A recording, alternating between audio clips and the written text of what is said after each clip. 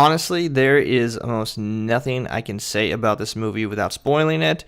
So if you're looking for a review that doesn't go into spoilers, this is not it. If you are watching this and you haven't seen it, please go do that. Turn off this video. I do not want you to watch this if you have not seen Avengers Endgame. That being said, let's jump right into it. So the way I'm going to go about this review, because there's so much to talk about, I'm just going to give my general thoughts on the movie. I'm going to give a couple just general plot details and what I thought about that. But really what I want to focus on is the individual characters, because I think that's where this movie succeeds so well at. So taking it character by character, I'll kind of go through and explain what I liked about that character, what I didn't really enjoy, and how just everything paid off. Because really, this movie is one big love letter to all MCU fans. If you have not seen any other Marvel films, what are you doing? If you haven't seen Infinity War, you're going to struggle a lot. But really, if you have not seen every single Marvel movie, I don't know if you're going to get the full experience. There are maybe a couple in between that you could skip out on, but almost every single MCU movie is referenced in some way in this movie, and it really ties together this whole universe in a way that I don't think we're ever going to see in film again. So going into this movie, I stayed completely away from all trailers, and I was almost very successful of staying away from everything. I did see an image of Hawkeye. I did see an image of a couple Avengers in those white time travel suits. I knew absolutely nothing about the plot of this movie, other than from what I saw from Infinity War and the post-credit scene from Captain Marvel, but that was it. But what we knew going into this movie were two things. First, they were going to have to kill Thanos somehow because he's still out there, and the second thing is that they're going to have to bring everyone back. And I think that was the biggest complaint that people had with Infinity War, is that the deaths didn't feel real. We've seen the trailer for Spider-Man Far From Home. We know there's new Guardians of the Galaxy, Black Panther. These characters aren't dead, and we knew that. And so for some people, it didn't work. Now, I still enjoyed Infinity War, and those scenes were just as emotional despite me knowing that, but you knew in this movie they were going to have to find a way to reverse all of that. I know a lot of people have been throwing around time travel for a while now, ever since the quantum realm was explained in probably like the first Ant-Man movie. And so this was something that I was kind of just ready for, and I gotta say, they did pull it off really well. This could really make or break a movie, because time travel is something that is so delicate that if you mess it up, it ruins everything. And not just ruins everything like it ruins a timeline or something, but it makes the movie worse. I think of X-Men Days of Future Past, which surprisingly a lot of people love that movie, and I cannot stand it. And if you really want a quick hot take, X-Men The Last Stand is by far the best X-Men movie we have seen. I know that's not a popular opinion, so what they tried to do in Days of Future Past was reverse that, and then they go back in time and try to change it and just take back all their decisions. What they're saying is, you know what, you're right, these movies are really bad, and we're gonna just pretend like it never happened. And it didn't work because that X-Men universe is trash. But the way time travel worked in this movie is that they go back to even some of their lesser Marvel movies, like Thor, The Dark World, but when time travel brings us back to that movie, it enhances it, and what they do with that scene makes The Dark World a movie worth revisiting. And I'm sure when I watch that movie again, I'm going to get more out of it now knowing what happens in Endgame. And that's one of the best parts about time travel in this movie. Like, the time travel could have been cheesy, it could have been really bad, but what it did is it enhanced these other films and brought a very natural way of bringing characters back. And I'll get more specifically into this while talking about specific characters in the time travel parts, but this is where it really worked well as a love letter to the MCU fans. You think of a movie like Lion King 1.5. You watch that movie and realize Timon and Pumbaa were there the whole time, kind of in the background, and you're watching the Lion King, but seeing it through a different camera angle, or seeing scenes that happen behind the scenes, really. You go back to the first Avengers movie and that iconic shot of all 6 of them standing staring at Loki, and then where the movie naturally cuts there and goes to the end sequence when they're explaining what happens, bringing Loki to jail. We, for the first time, get to see what happened in between, who the Tesseract goes to, how they're walking Loki down the elevator, how Hulk has to take the stairs, and that's all so fun to enjoy for the first time. We got the iconic shot of our first introduction to the Guardians of the Galaxy with Peter Quill just singing along to his headphones, and then we jump to what it actually looks like when you're watching someone just sing to headphones when no one else can hear the music. And so I think people are either going to love or hate that about this movie, because it does feel like they're trying really hard to service to the fans and just give them what they want to see by dropping all these Easter eggs. But at the same time, there was no part of me that felt like they were reaching above what actually needed to happen in this movie. And then we got the final battle, which I don't even know if I want to get to yet. It was pretty perfect. But before that, I want to get into specific characters. And before that, I want to get into the overall theme of this movie, which was very depressing. In a lot of ways, it felt like the exact opposite of the tone of Infinity War, because Infinity War, for the most part, was very fun, it was very colorful, there were a lot of happy moments. Throughout the entire movie Infinity War, these characters thought they had a chance, they were hopeful, they were trying their best, and then just ended miserably. In this movie, it's really the opposite. All the characters are hopeless, they're depressed, they are upset, they're struggling with the fact of what has happened in this universe in 5 years. And you don't expect the ending that you're going to get because of the tone. So it's like Infinity War, happy tone, upsetting ending. Endgame is like upsetting tone, but happy ending. But this is what I think the MCU has failed to do for a long time. And in some movies, they do a good job at it. But in this movie, they nailed it. And that's really characters dealing with regret and sorrow and loss. So that's one of the big echoing themes. But I think the other theme that I picked up on is kind of this passing of the mantle from the original Avengers to this kind of new team of superheroes, some younger, some just brand new characters. And so we all had an idea that was going to happen, right? These original Avengers who have been in it for 11 years, some of them, they're not going to keep doing this forever. Not only the actors, but the actual characters. Like, it makes sense for them to move on. And so through practically every character story arc, you can kind of see them processing through all this. So specific characters, let's talk about them. We'll just jump right to the big dogs. Let's talk Iron Man. So in my opinion, Iron Man had a better character development in this movie than he has had in pretty much the entire MCU up until this point, which I guess makes sense because there was a 5-year jump, so he did have more time to process and kind of grow as a person. Because when we start off, we see him just in the middle of space with Nebula, which I love their relationship. That felt so human to me, them just trying to have fun and have some sort of hope when he knew he was dying at that point. We see him start to film a message that gives us such a great payoff. And then he's saved by Captain Marvel, reunited with the Avengers, and he's kind of even more of a bitter, selfish Tony Stark than we've ever seen before, which is understandable. It kind of rubbed me the wrong way, and I did not relate to his character at all, especially when he's kind of blaming the whole thing on Captain America. But needless to say, I kind of enjoyed seeing him reach rock bottom once again, like we've seen before. When we jump 5 years later and we see him having a daughter, it's kind of this perfect situation for him because he's always kind of been this father figure to so many people. We see this in Iron Man 3 when he's a father figure to this little kid, and then obviously the relationship with him and Peter Parker, which is so inspiring. So when it comes to time travel, it's just beautiful. When he goes back to the 70s and reconnects with his dad, I cannot think of a more fulfilling way to see his character understand what it means to be a good father. The thing that I find most impressive about that is that it wasn't necessarily for Tony Stark to become a better father, because in a lot of ways he was a great father figure to a lot of people. But for him, it was more to understand that his dad kind of was a good father. Maybe not a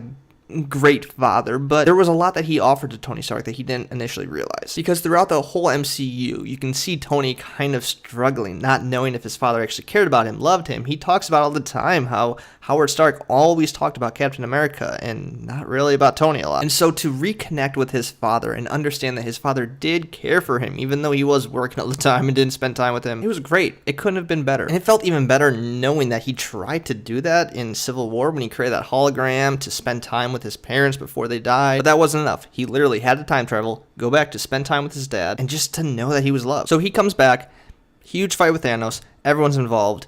Here's the one thing I wasn't a huge fan of when it comes to Iron Man fighting Thanos. I think the swap of the glove that, okay, so Thanos has the glove, holding the Infinity Stones. It was Iron Man's technology, so we're assuming that's some nanotechnology that, I don't know, he shrinks it down, swaps it somehow. I think that needs a better payoff because I'm left a little confused of how that actually went down, and from what I've been reading online, no one's actually confident how the swap actually happened. It's not the biggest deal in the world, but I think it would have been a little more interesting if they would have started off when he's designing the glove, and somehow he makes a comment that eventually pays off, and we understand, oh, that's how he swaps the glove. Nevertheless, he gets the glove, snaps his fingers, saying, "I am Iron Man." That was so powerful to hear, especially knowing that phrase started this whole universe off. Fully knowing that this was Doctor Strange's plan, that he needed to be the one to snap and basically sacrifice himself. It was perfect. He could not have gone out in a better way. He was able to reunite with Pepper, reunite with Peter Parker, and kind of in a very poetic way, Peter Parker got to hold him as he died in the same way Tony Stark got to hold Peter when he died in Infinity War. Tony Stark's funeral was also just beautiful. That long shot showcasing every different family that was there, consisting of multiple superheroes in every single film. It was amazing. It was almost like everyone there knew that Iron Man was the one who started this. I will say one of the best cameos in that scene that you might have missed was a teenager standing in the very back, and I did not recognize who he was when I first watched this. But it's actually the same actor who played the little kid in Iron Man 3. So no dialogue explaining the reference, but it was just a little camera shot that let us know how that movie even paid off. Finally, the last reference is when Happy Hogan sits down with Tony Stark's daughter and she wants cheeseburgers. Of course, referencing Iron Man 1 when Tony Stark only wanted to go to Burger King to get a cheeseburger, which seemed like a very bad product placement, now coming full circle, and Happy Hogan just acknowledging that he is going to give her all the cheeseburgers that she'll ever want. All right, let's jump to probably the next big lead in this movie, Captain America. The first Avenger, the one who we have seen struggle his entire trilogy, going on to the Avengers movie, Infinity War, finally gets the ending that he deserves. So the thing that I love about Captain America, and probably the biggest critique that I've seen others make about him, is his lack of character development. And when I say that I love his lack of character development, what I mean is that he has always been this noble hero, and he's never really strayed away from that. The reason that he was given these powers is because he was one with great character. He was an honorable person. He always stood up to fight, even though he couldn't fight. And throughout every single Captain America, we kind of see everyone trying to convince him, like, no, this is the way to do it, and he always sticks to his morals. We have seen movie after movie him continue to be this person, and in this movie it doesn't really change. But what I love about his arc in this movie is that he's finally rewarded with it. There's a couple amazing callbacks, obviously. When he goes back to New York and he's in the elevator with all the Hydra agents, which at the time they didn't know they were Hydra agents. So much of me wanted that scene to just erupt in a fight like it did in Winter Soldier, which is it might be my favorite fight scene in the MCU. But instead, just whispering the phrase, "Hail Hydra," is such a fan service thing, but it worked. Like, it made sense because he knew they were Hydra agents, and then at that moment, they thought he was a Hydra agent, which, again, in the comics, if you don't know, there's a part where Captain America does become a Hydra agent. It was just perfect. And then he winds up fighting himself, and the line that he has when the younger Captain America thinks that he's Loki and just goes, "I could do this all day." And Captain America just responds like, I know I can do this all day because I've been doing this all day. So throughout this whole movie, Captain America continues to be the moral person trying to do the right thing. And when he finally reunites with Tony and they're on good terms again, it's beautiful. And then we get to the end fight scene. When Thanos comes back, destroys the whole Avengers facility, Captain America is the only one standing up against this army. And Captain America's shield is literally broken in half, and he can hardly stand, but he's still going to do it because he's still this person who's going to fight until the end. And then that moment hits where you can hear on his headset, "Falcon, on your left." Another amazing callback to Winter Soldier. And then you see it. You see every single Avenger who has been brought back to life come through these portals. And it's almost as if finally someone else is standing up with Captain America. He's this character where every person who he loved from the time period that he was originally from is not here anymore. Peggy's gone.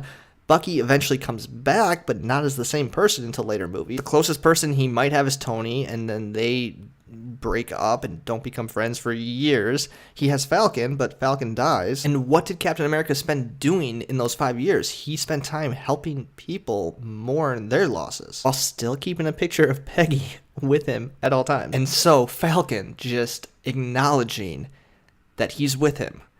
Every single Avenger is behind him, ready to fight with him. And then he says it, that pause. Avengers, assemble. That was the first time I cried in this movie. And then we get to the fight where he picks up Thor's hammer, which at this point we've only really ever seen Thor do because Thor's only been the one worthy enough, but then Captain America does it and Thor has that line, "I knew it," which I really think is a subtle callback to Age of Ultron, because if you can remember that famous scene where they're all trying to pick up the Thor's hammer at the party, no one can do it. But if you rewatch that scene, which I did this morning, Captain America actually wiggles it a little bit, and you can see Thor's face. His eyebrows kind of raise, and he's almost worried a little bit that he's actually going to lift it. So here's my theory. My theory is that Captain America actually was worthy enough. He could have picked it up, but chose not to in that moment. Comment below. What do you think? Do you think Captain America could have done this a long time ago and was just waiting for the right moment? Point is, he did it. He was worthy enough. He's fighting with Thor's hammer. So jump to the very end of the movie. I felt like his conclusion was perfect. Expected, but perfect. Like when he's suiting up ready to time travel, you knew he wasn't going to come back. Everything was setting that up that he wasn't going to come back. You had Falcon and Bucky there, the two people that he's closest to. You knew he wasn't going to come back. I love that he gave Falcon the shield because that's something that a lot of people were expecting. I think it's actually in the comics, even that Falcon becomes the next Captain America. So that was excellent. The thing that I didn't like here or thought that needed to be better was his relationship with Bucky, because I never really felt like that was concluded at all. They embraced a couple times, and there was even a couple lines of dialogue referencing back to their older movies. But I felt like I wanted Bucky to be the one who walked up to old Cap at that moment. But that's just me. I would have liked some more resolution there. But ending with Captain America and Peggy Carter dancing and just the credits starting with that song, it was perfect. And it really did make the first Avenger a better movie, I think. Because the problem with watching Captain America the First Avenger is you're watching and knowing that not that it doesn't matter, but a lot of those characters are just gone. Like, they build up this romance between him and Peggy, and it just never really pays off, except for Winter Soldier when he watches her die and goes to her funeral, which is very emotional, and I don't think this movie cancels out the emotion of that scene. But now, going back and watching the first Avenger, you can kind of see this full circle where he's going to come back to her. He found a way to make it back and live this life with her that he's always wanted. He's wanted for every single movie at this point, except where he kind of gets with her niece at one point. That's a little problematic, and I'm sure they'll have to work that out. All right, that was a lot. Let's run through some of these other characters. Thor. Amazing character development. I think people are either going to love or hate the fact that he's kind of struggling with PTSD and kind of this Fat Thor, we'll call him. Which, is it just me, or does he not resemble everything about Fat Mac? I love the fact that we get to see Valkyrie, Korg, and Meek. Korg playing Fortnite could not have been a more perfect scene for me. But the idea of Thor really struggling with the fact that he could have killed Thanos, and the fact that he's putting so much blame on him, I think is really powerful. It's another example of this movie kind of going into the idea of loss, and seeing as he lost so many of his people, and not that he lost anyone specific, because they kind of are, he already lost his mom, he already lost his dad, but the idea that he was responsible for so many people's loss, I think that was the most impactful thing about his character in this movie. Other than that, I felt like his character was kind of just used for comic relief throughout this whole movie, other than the fact when he just destroyed Thanos' head in the beginning and also really beat up Thanos at the end. But it was fine. I think that his character was explained well enough, and the comic relief that his character brought made sense with the emotions that his character was feeling in this movie. Like I said earlier, I really like how the time travel enhanced previous Marvel movies who maybe weren't as great, or even if they were good, they just made them even better. And the best example of this is Thor: The Dark World. It's crazy that they went back to this one. They didn't go back to the first Thor, which was a big origin movie, which would have been great to go back to. They didn't go back to Thor Ragnarok, which is clearly the crowd favorite. They went to Thor: The Dark World, knowing that it wasn't their best film, but that was what Thor needed to do. He needed to spend more time with his mother. But what more can I say? The end battle with him, having two different weapons, incredible. I love how he appoints Valkyrie as the leader at the end. I really enjoyed her character. I was disappointed that she wasn't in Infinity War. Loved seeing her back in this, and so I'm excited to see what happens with her in the future of the MCU. And I'm not really sure how it ended. Did he join the Guardians of the Galaxy? It would be such a bold move to have Guardians of the Galaxy 3 featuring Thor just as a member. Like, not even a team-up movie, just a side character, kind of like Hulk was in his movie. I don't know if they could pull that off, but it's kind of interesting nevertheless. Okay, let's jump to Hulk, or should I say Professor Hulk? But let's start there, because here's my question, and maybe you can answer this, and I just don't know anything about comics. So I don't think they use the term Professor Hulk in the movie, but that's what he is in the comics. That's just basically who his character is in this movie. But why was he demoted from a doctor to a professor? Like, first he's Dr. Bruce Banner, then he's just demoted to Professor Hulk. I don't know. Please explain below if I'm missing something. Nevertheless, I don't know. His character was fun. I was really worried that it was going to be really cheesy, because at first I wasn't feeling it, but it really picked up, and I definitely think this is the best version of Hulk and Bruce Banner that we have seen. Bruce Banner never really did it for me in other movies. His relationship with Black Widow was just kind of shallow to me, and I never felt an emotional connection between the two of them. I think his best movie was Ragnarok, when he was Hulk the majority of this. So I think this movie did what they needed to do to make Bruce Banner a better character. I gotta say, that scene him taking on the Infinity Stones, pretty cool and kind of confirms that he is probably the strongest Marvel hero. All right, Black Widow. This scene tore me up. Didn't necessarily tear up at this scene, but I think it's the most emotional thinking back on it. There's a lot about this that was powerful. I think because it was her and Hawkeye made it that much more emotional because they have had such chemistry throughout these entire movies. From what I understand, he was the one who originally saved her and brought her onto Avengers. Correct me if I'm wrong. And then it was kind of cool because she was the one who saved him in Avengers when he was brainwashed with Loki. And so this fight with them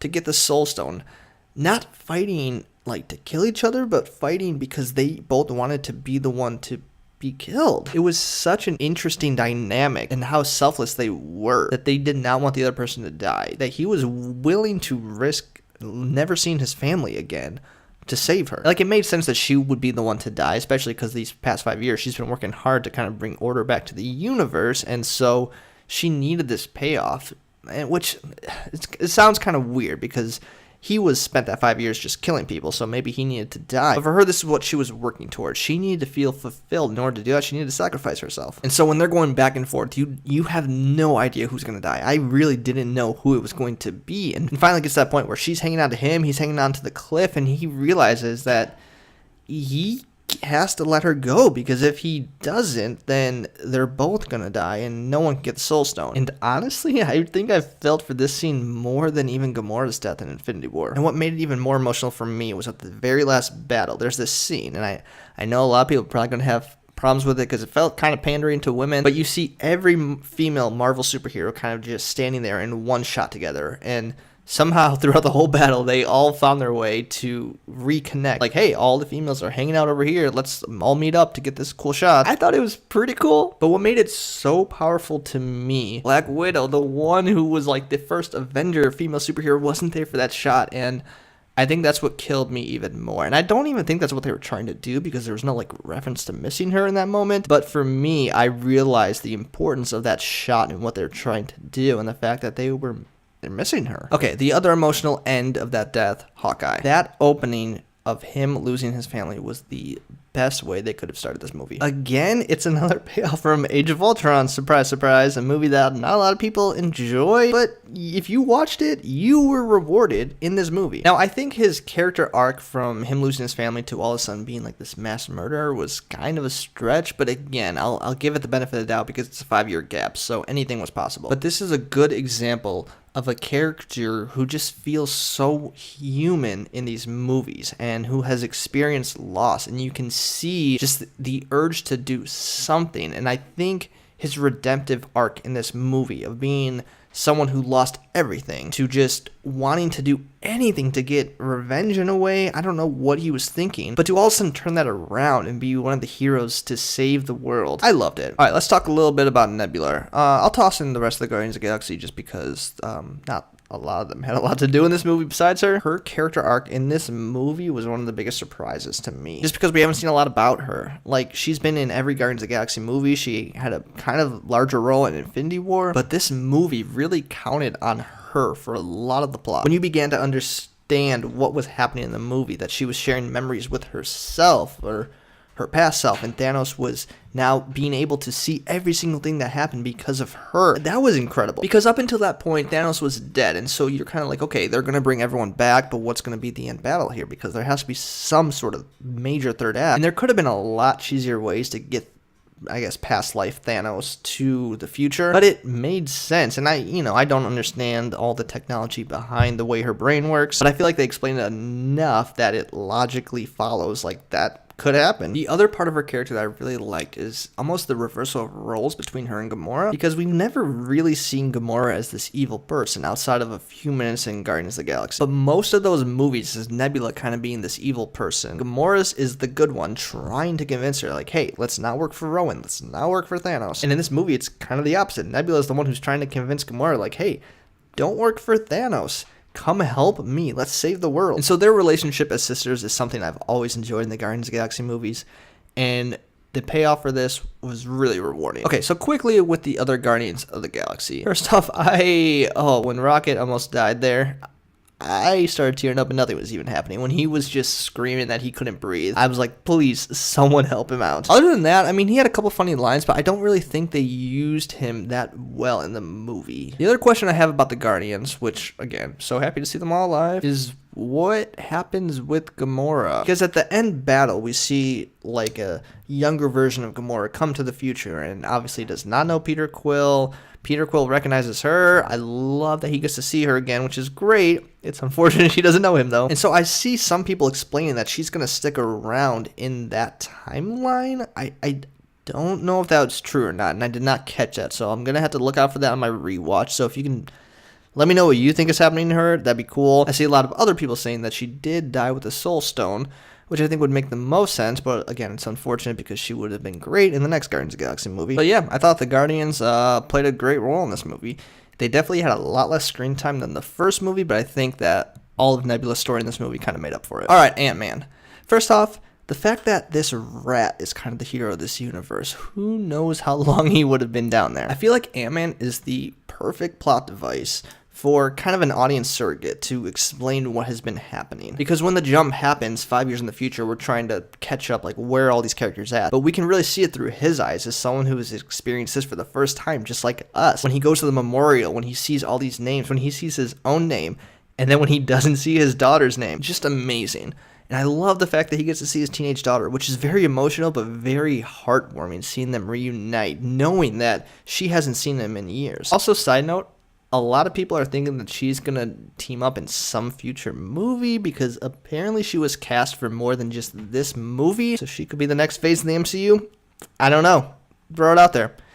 Comment below. Let me know what you think. But Ant-Man's always great when he interacts with other Avengers. And I think that was another part that was really enjoyable about this movie. Because we've only seen him in Civil War outside of his other two movies, obviously. So seeing him meet all these characters was just great. Him being reunited with Hope, really cool.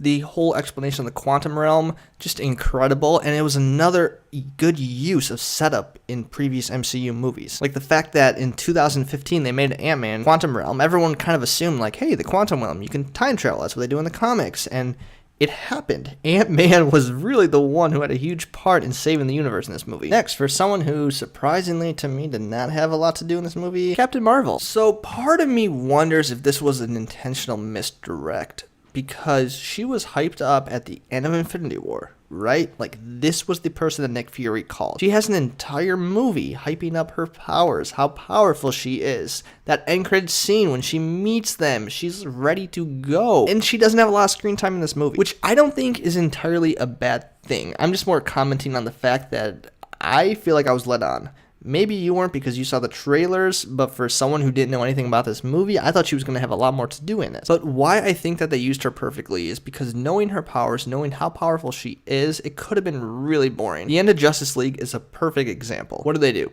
They resurrect Superman, he comes back, saves the day. They don't even need a Justice League because Superman can do it all. I think the MCU has a real problem making her this powerful. Not that they shouldn't make her this powerful, but when you do have a character this powerful, do you need the rest of the Avengers? So what does she do? First, they don't even really introduce her. She just kind of just saves Iron Man. And I like that because it lets us fill the gap because we just assume, okay, she met the Avengers. She knows what's going on. She goes to save him. We don't need to see all those little details. She just does it. She then goes to help kill Thanos. Well, I mean, Thor kills Thanos, but, you know, she's there. She has like another line or two of her FaceTime and then just kind of shows up at the end and beats up Thanos, which is great. So all that being said, I think they used her the proper amount because anymore it would have felt like she was stealing the show because really this should have been an Iron Man Captain America movie, which it was. Like, I didn't want her to be the one to sacrifice and save the day.